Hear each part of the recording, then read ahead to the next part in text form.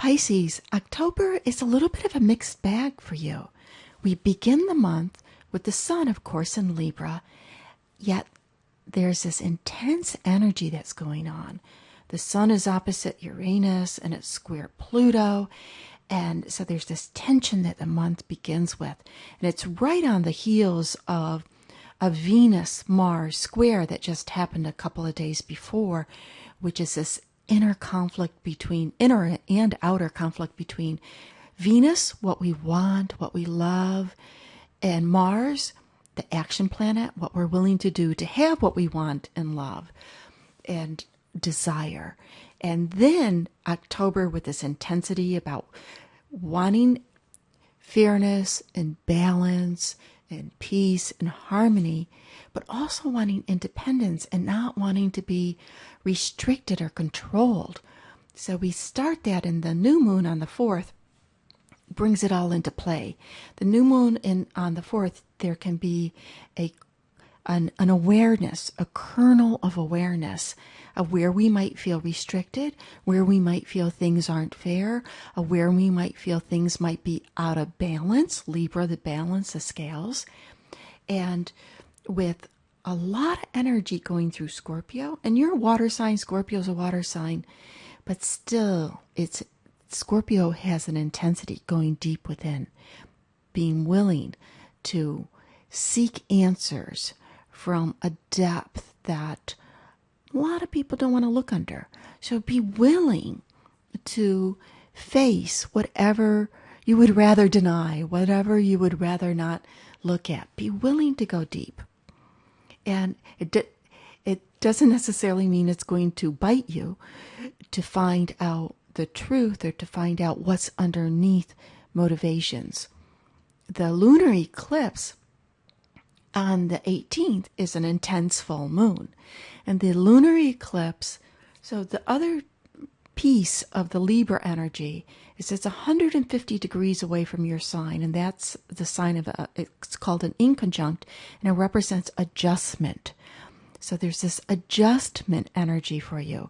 What is necessary to adjust to have peace, fairness, balance in your life? What needs to be adjusted? And then the full moon, the illumination time, the lunar eclipse, it can come up or be revealed to you that some of the adjustment might be between your agreements with other people. What do I expect from others? What do others expect from me? What is this, especially anything that is unwritten expectations, unwritten rules. If I do this for you, will you do this for me? Is that in balance between you and others? And it can be simple as who picks up the check, because it is coming from the money houses. Is it your money or my money? What's fair? What's balanced? Mercury goes retrograde on October 21st, and it goes retrograde from Scorpio. There's an intensity with Mercury retrograde. Mercury's about thinking, and retrograde is rethinking, but the rethinking for you is your belief systems. If I believe this, doesn't mean it's true. And there is this, you could come up with new affirmations, something that's very supportive for you. You want to be very clear about what you think and what you believe, the thoughts, the beliefs that we're given either from childhood or just from society, and whether or not it's supportive for you, whether or not it helps you.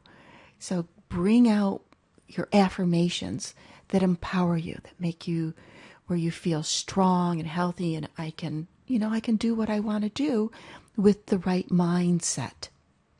The sun goes into Scorpio 2 days later on the 23rd, emphasizing again this part of life that is about looking at how you view the world, your personal belief systems. And it also is emphasizing some travel energy. You might rethink some travel plans. What do I want to do for the upcoming holidays? What do I want to do in terms of learning something, it's also about learning something new. Is there anything new that I want to learn? Different ideas can come up for you. It will continue through November, but this is a precursor, just a little hint of it. The month ends with a Uranus-Pluto square. That tension energy that the month started with this intensity between freedom and control, well, it ends. It's building up to the exact square on the 1st. And it's for you personally, it's a global energy. It's a world transit, which represents revolutions, and that you can see this happening in the news across the world. But for you personally, your personal revolution will come from the taking a new look at what you deem to be your resources, what you can use, what you have at your disposal, your talents, your gifts, your finances, your things, what do you have at your disposal, and shaking it up a little bit, allowing for something different to be, allowing that it could be more than what you assume that it's always been.